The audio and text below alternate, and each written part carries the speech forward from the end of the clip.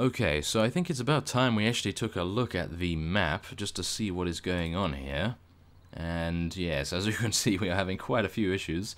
We have, yes, a lot of units outside there. Now, before we actually cut away here, because I believe it would be a good idea to do so, I will be leveling Craven up, and he is leveled twice, and that was actually in the previous episode. I actually forgot to distribute his points evenly, so I think it would be a good idea to get some more strength, and we will go for some toughness, and then we will also go for engineer, because I believe we lost ours.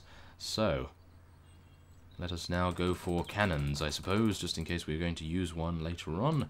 And there we are. Now let's just make sure that we are not missing anything. I will be using this, which is absolutely amazing black plate. Whoa, that is going to help us, no doubt.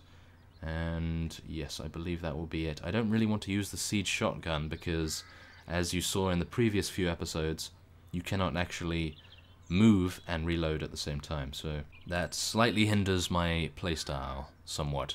So as you can see, Lord Nizar's party, he is currently out of action quite a lot, and we will now have to deal with the remainder of the Swadians. So, I will see you soon. Okay, so after just another 4 or 5 rounds, I decided to leave T Rog Castle. Now, we were going to scrape by, I believe. We weren't really doing that well. We had 350 units remaining, and we had to take down 2,400. So, in essence of saving time, I really did not want to continue defending T Rog Castle. I mean, it is only a castle, and we can return and take it without too much trouble at all. So I thought, yes, let's just leave it, because I noticed one of the vassals headed off towards Tyr, and I've been chasing this guy around for the past minute or so, so I thought, oh, okay, I'm definitely going to be cutting back at this particular point. Now, I have headed into Tyr. I have gathered a few more berserkers, as you can see, to reinforce our army back to the way it was previously. Now, I also have an Aleph too, so it would be a good idea if I actually headed into Tyr real quick and brought that one Aleph out. So I will place one berserker in there and take out an Aleph in return. Very nice indeed. Now, what I do need to do is get a bit of this, of course, but what I do need to do is show you the character report. I do apologize, I actually forgot to show you this before. There it is. And as you can see, we have a rather sizable amount of renown. Our honor rating is, of course, minus, or should I say in the negatives, because we are a brigand. And there is also our party morale and our party size limit. I'm not entirely sure why it doesn't actually have any right to rule, as right to rule should be here, but I suppose that might be because we are a brigand, as I've previously mentioned, of course. So yes, that's probably it.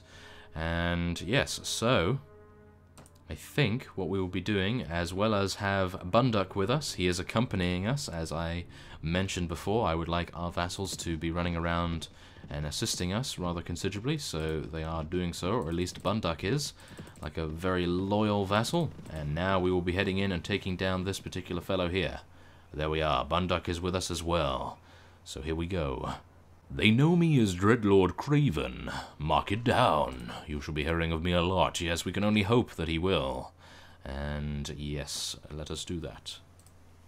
Okay, so we have 1,200, of course, and they have 550. So yes, this should be very easy, but what I'm trying to do is potentially a divide and conquer strategy, really. I am hoping that I will be able to take most of their vassals prisoner in more ways than one,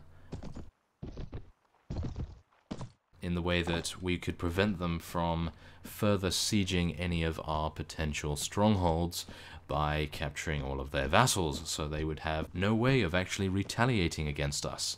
But of course that will take quite some time. If we are even able to do something of that magnitude, then I would be pleased, but as it stands at the moment, it seems as though we are going to be fighting a lot of vassals and defending our lands potentially, because what I could tell from previously, they really do not appreciate us trying to defend, because they completely massacred us. I mean, we didn't lose. I decided to leave, but it really was not the best idea to continue. We would have most likely won in the end, but I really do not have the time to sit here for an hour and a half or so, waiting for our guys to actually kill 2,500 units, and so yes, that's really what my decision was based upon, unfortunately. If I had the time, then I no doubt would have sat there. But today, of all days, I really do not have that much time in comparison to the previous time when I sat through the siege with the Nords. Maybe in the future, if we do come across a rather substantial force of Swadian units, then I will be able to do just that and defend wholeheartedly. But as it stands, I do not have the time. But I do have time to vanquish a couple of vassals at least, so let's do that, which is what we are currently attempting to do right now anyway. And I can only hope that my horse does not get killed, as you could see. Okay, well, it seems as though that was not a good idea, was it? And these guys are way too fast for my liking. No! How dare you? Yes! Come on, my units! Thank you very much. You actually assisted me very nicely there. Great timing. I suppose my units did actually assist me rather well there, so I should be giving them commendations later on. Oh no, I see an Aleph over there. Oh, this is not good. I do not have a shield. We have 4 Alephs, so that should be okay. But I think what we'll do is we'll actually hold position here and hope that our Alephs actually take out enough of their units so that our units could charge in and potentially do quite a good job, I would hope. So let's see what we can do here. I'm actually going to move the Alephs a little closer so they have a clear shot at the enemy. Now let's actually try... I don't think we can actually shoot any of these guys. It's probably too far away, but... oh, there we are. We had an Aleph kill one of theirs. Very nice. Now what I would really like is... oh, that's actually the one Aleph that we killed right there. Okay, so I guess we will start charging in once again. We have weakened them up sufficiently, or at least I hope so. And it seems as though that is the case due to the text log completely drying up for a few moments there. But yes, I really need some more reflexes. That would be wonderful. I could run at the speed of light, or at least as fast as these berserkers can run. That would be very nice indeed.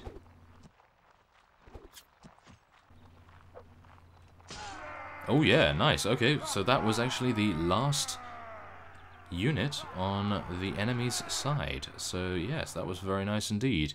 This is actually a vassal from the Nords that has defected to the Swadians. Well, that is justice for you, isn't it? Yes, he only has 207 remaining.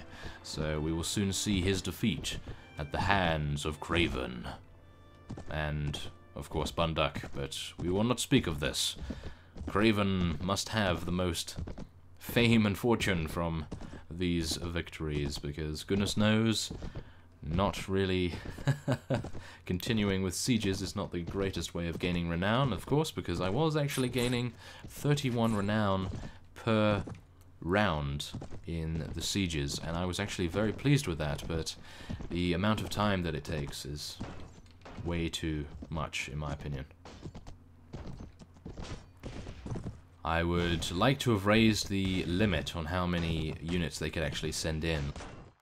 I would have done maybe 300 per time instead of 150. That would have been probably a perfect number for that, but unfortunately that is not the way it's designed just yet. Of course, this is still in development, as one of you let me know in the comments on the previous episode. Thank you very much for that.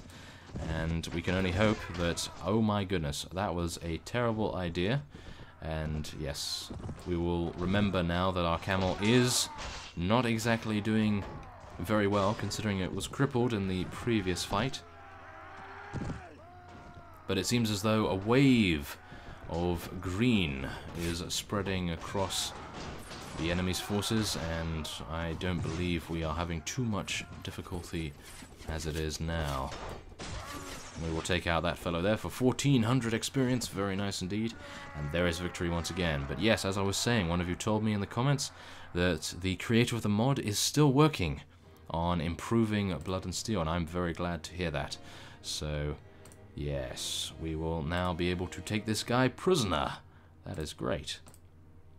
So now let us take these guys prisoner as well. I wish we had more prisoner management, that is for sure, but at least now we have enough strength to be able to use this black plate.